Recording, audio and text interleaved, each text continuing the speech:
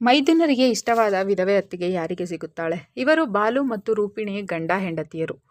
ಮಧ್ಯರಾತ್ರಿ ರೂಪಿಣಿಗೆ ಎಚ್ಚರವಾಗುತ್ತದೆ. ಅವಳು ನೀರು ಕುಡಿಯಲು ಹೊರಗೆ ಬರುತ್ತಾಳೆ. ಆಗ ಅವಳ ಎದುರು ಅವಳ ಮೊದಲನೇ ಮೈದುನ ನೀರಜ್ ಬರುತ್ತಾನೆ. ಎಲ್ಲಿಗೆ ಹೋಗುತ್ತಿದ್ದೀರಾ ಅತ್ತಿಗೆ ಎಂದು ಕೇಳುತ್ತಾನೆ. ಆಗ ರೂಪಿಣಿ, ನಾನು ನೀರು ಕುಡಿಯಲು ಹೋಗುತ್ತಿದ್ದೇನೆ, ನನಗೆ ತೊಂದರೆ ಕೊಡಬೇಡ ಎಂದು ಹೇಳುತ್ತಾಳೆ. ನೀರಜ್ ರೂಪಿಣಿಯ ಮೇಲೆ ಕಣ್ಣು ಹಾಕಿರುತ್ತಾನೆ. ಯಾವಾಗಲೂ ಅವಳನ್ನು ಚುಡಾಯಿಸುತ್ತಾ ಇರುತ್ತಾನೆ. ನಂತರ ರೂಪಿಣಿ ರೂಮಿಗೆ ಬರುತ್ತಾಳೆ. ಆಗ ಬಾಲು ಮತ್ತು ರೂಪಿಣಿ ರೊಮ್ಯಾನ್ಸ್ ಮಾಡಲು ಶುರು ಹಚ್ಚಿಕೊಳ್ಳುತ್ತಾರೆ. ಆಗ ಬಾಲುಗೆ ಇದ್ದಕ್ಕಿದ್ದ ಹಾಗೆ ಎದೆ ನೋವು ಶುರು ಆಗುತ್ತದೆ. ಅವನಿಗೆ ಹಾರ್ಟ್ ಅಟ್ಯಾಕ್ ಆಗಿ ಅಲ್ಲೇ ಸಾಯುತ್ತಾನೆ. ಸ್ವಲ್ಪ ದಿನದ ನಂತರ ರೂಪಿಣಿ ಕಣ್ಣೀರು ಹಾಕುತ್ತಾ ಇರುತ್ತಾಳೆ. ಆವಾಗ ನೀರಜ್, ಅತ್ತಿಗೆ ನೀವು ಸಮಾಧಾನ ಮಾಡಿಕೊಳ್ಳಿ, ಅಣ್ಣ ಸತ್ತು 15 ದಿನವಾಗಿದೆ, ಹೀಗೆ ಅಳುತ್ತಿದ್ದರೆ ಮುಂದಿನ ಜೀವನ ಹೇಗೆ ಎಂದು ಕೇಳುತ್ತಾನೆ. ಆಗ ರೂಪಿಣಿ, ಗಂಡ ಸತ್ತ ನಂತರ ಒಬ್ಬ ವಿಧವೆ ಜೀವನದಲ್ಲಿ ಖುಷಿ ಎಲ್ಲಿದೆ ಎಂದು ಹೇಳುತ್ತಾಳೆ. ಅಲ್ಲಿಗೆ ಅವಳ ಎರಡನೇ ಮೈದುನ ವಿಕ್ರಮ್ ಬರುತ್ತಾನೆ. ಆಗ ನೀರಜ್, ಅತ್ತಿಗೆ ನಿಮ್ಮ ಜೀವನದಲ್ಲಿ ನಾನು ಖುಷಿ ತರುತ್ತೇನೆ, ನಿಮ್ಮನ್ನು ನಾನು ಮದುವೆಯಾಗಿ ನಿಮಗೆ ಹೊಸ ಜೀವನವನ್ನು ಕೊಡುತ್ತೇನೆ ಎಂದು ಹೇಳುತ್ತಾನೆ. ಅದನ್ನು ಕೇಳಿ ರೂಪಿಣಿಗೆ ಶಾಕ್ ಆಗುತ್ತದೆ. ಆಗ ಅಲ್ಲೇ ಇದ್ದ ವಿಕ್ರಮ್, ನೀನೊಬ್ಬನೇನಾ ಮೈದುನ ಇರೋದು? ನಾನು ಅತ್ತಿಗೆಗೆ ಮೈದುನನೇ, ನಾನೇ ಅತ್ತಿಗೆಯನ್ನು ಮದುವೆಯಾಗಿ ಹೊಸ ಜೀವನ ಕೊಡುತ್ತೇನೆ ಎಂದು ನೀರಜ್ಗೆ ಹೇಳುತ್ತಾನೆ. ಅದನ್ನು ಕೇಳಿ ಕೋಪಗೊಂಡ ನೀರಜ್, ನನ್ನ ವಿಷಯಕ್ಕೆ ಅಡ್ಡ ಬರಬೇಡ ಎಂದು ವಿಕ್ರಮ್ಗೆ ಹೇಳುತ್ತಾನೆ. ಆಗ ಇಬ್ಬರಿಗೂ ಜಗಳ ಶುರು ಆಗುತ್ತದೆ.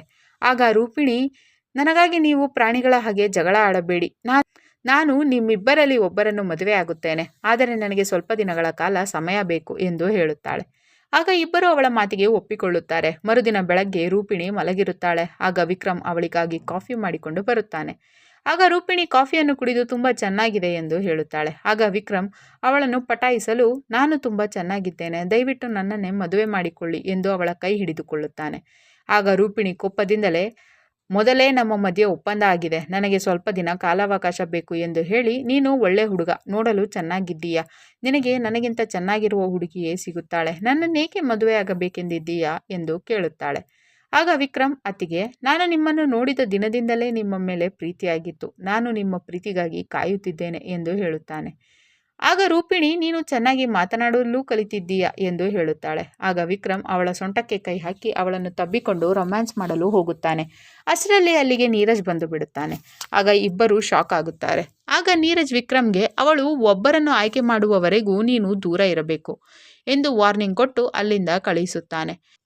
ನಂತರ ನೀರಜ್ ತಿಂಡಿ ಮಾಡುತ್ತಿರುತ್ತಾನೆ. ಅಲ್ಲಿ ವಿಕ್ರಮ್ ಕೂಡ ಇರುತ್ತಾನೆ. ಆಗ ರೂಪಿಣಿ ವಿಕ್ರಮ್ನ ಕರೆದು, ನಿನ್ನ ಜೊತೆ ಸ್ವಲ್ಪ ಮಾತನಾಡಬೇಕು, ಪ್ರೈವೇಟ್ ಆಗಿ ಸಿಗು ಎಂದು ಹೇಳುತ್ತಾಳೆ. ನಂತರ ವಿಕ್ರಮ್ ಅಲ್ಲಿಗೆ ಹೋಗುತ್ತಾನೆ. ರೂಪಿಣಿ ತಿಂಡಿಗೆ ಬರುತ್ತಾಳೆ. ಆಗ ನೀರಜ್, ಅತ್ತಿಗೆ, ನಾನು ವಿಕ್ರಮ್ ರೀತಿ ಕಾಫಿ ತಿಂಡಿ ಮಾಡಿ ನಿಮಗೆ ಸೇವೆ ಮಾಡುವುದಿಲ್ಲ, ನಿಮಗಾಗಿ ಮನೆ ಕೆಲಸದವರನ್ನೇ ಇಡುತ್ತೇನೆ ಎಂದು ಹೇಳುತ್ತಾನೆ. ಆಗ ರೂಪಿಣಿ, ನನ್ನಲ್ಲಿ ಅಂಥದ್ದೇನಿದೆ ಎಂದು ಕೇಳುತ್ತಾಳೆ. ಆಗ ನೀರಜ್ ಅವಳ ಸೊಂಟವನ್ನು ಸವರುತ್ತಾ, ನನಗೆ ನೀನೆಂದರೆ ಇಷ್ಟ, ನಿನ್ನ ಸೊಂಟವೆಂದರೆ ಇನ್ನೂ ಇಷ್ಟ ಎಂದು ಹೇಳಿ ಅವಳ ಮೈ ಮೇಲೆ ಕೈಯಾಡಿಸುತ್ತಾ ಇರುತ್ತಾನೆ. ಆಗ ರೂಪಿಣಿ ಅವನನ್ನು ತಡೆದು, ಗೊತ್ತಲ್ಲವ ನಮ್ಮ ಒಪ್ಪಂದ ಎಂದು ಹೇಳುತ್ತಾಳೆ. ಆಗ ನೀರಜ್ ಅಲ್ಲಿಂದ ಹೋಗುತ್ತಾನೆ. ನಂತರ ರೂಪಿಣಿ ವಿಕ್ರಮ್ನ ಪ್ರೈವೇಟ್ ಆಗಿ ಭೇಟಿ ಮಾಡುತ್ತಾಳೆ.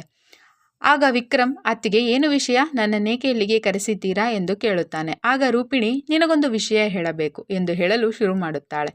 ನಿಮ್ಮ ಅಣ್ಣ ಸಾಯುವ ರಾತ್ರಿ ನಾನು ನೀರು ಕುಡಿಯಲು ಅಡಿಗೆ ಮನೆಗೆ ಹೋಗುತ್ತಿದ್ದೆ. ಆವಾಗ ನನಗೆ ನೀರಜ್ ಸಿಕ್ಕಿದ್ದ, ನನ್ನ ಜೊತೆ ಕೆಟ್ಟದಾಗಿ ನಡೆದುಕೊಂಡ. ಆಮೇಲೆ ನಾನು ನೀರು ಕುಡಿಯಲು ಹೋದೆ. ನಾನು ವಾಪಸ್ ಬಂದ ಮೇಲೆ ನಿಮ್ಮ ಅಣ್ಣನಿಗೆ ಹಾರ್ಟ್ ಅಟ್ಯಾಕ್ ಆಗಿದೆ.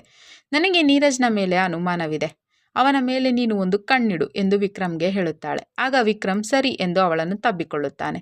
ಆಗ ರೂಪಿಣಿ ಕೂಡ ವಿಕ್ರಮ್ಗೆ ಮನಸೋತು ಅವನನ್ನು ತಬ್ಬಿಕೊಳ್ಳುತ್ತಾಳೆ. ಅಂದು ರಾತ್ರಿ ರೂಪಿಣಿ ರೂಮಿನಲ್ಲಿ ಇರುತ್ತಾಳೆ.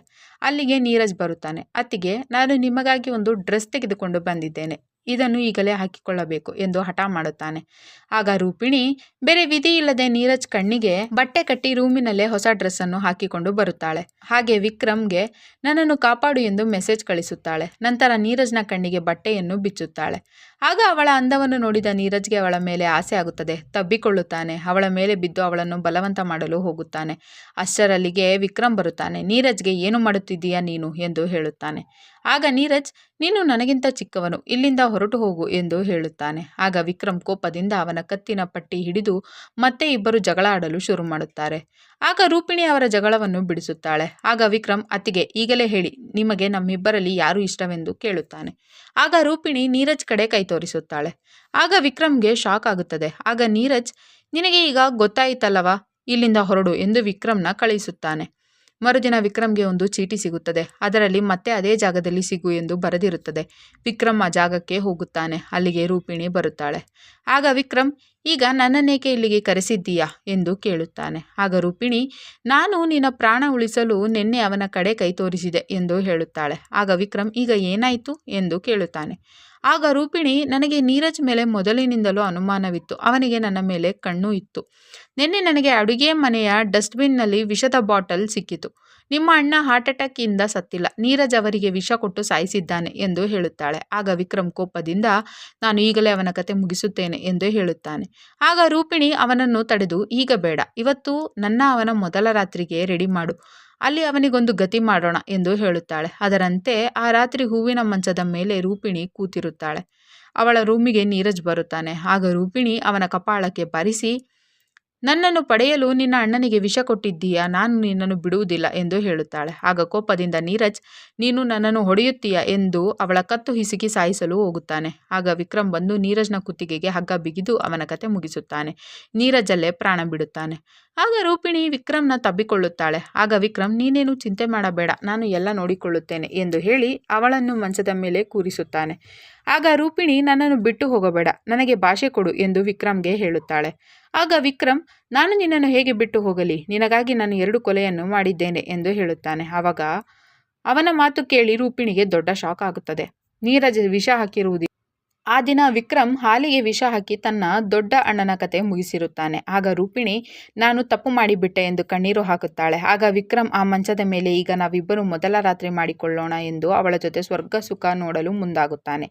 ರೂಪಿಣಿ ಬೇರೆ ವಿಧಿ ಇಲ್ಲದೆ ಕಣ್ಣೀರು ಹಾಕುತ್ತಾ ಅವನ ಜೊತೆ ಮಲಗುತ್ತಾಳೆ. ಕತೆ ಇಲ್ಲಿಗೆ ಮುಗಿಯುತ್ತದೆ. ಈ ವಿಡಿಯೋವನ್ನು ಪೂರ್ತಿ ನೋಡಲು ವಿ ಮೋಷನ್ಸ್ ಎಂಬ ಯೂಟ್ಯೂಬ್ ಚಾನೆಲ್ನಲ್ಲಿ ವಿಧವಾ ಹೋತೇಯಿ ಮನಾಯಿ ಸುಹಾಗ್ರತ್ ಎಂದು ನೋಡಬಹುದು.